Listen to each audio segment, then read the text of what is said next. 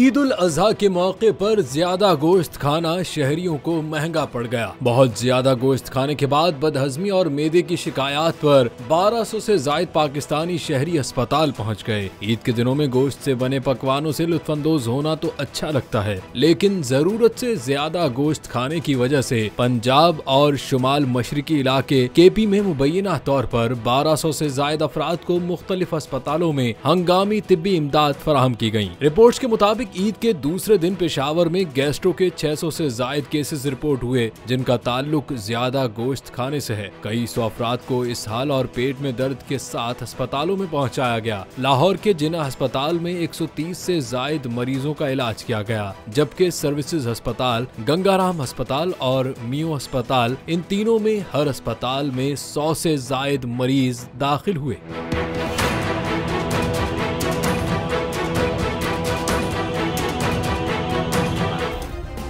Subscribe करें और bell दबाएं ताकि कोई खबर रह न जाए।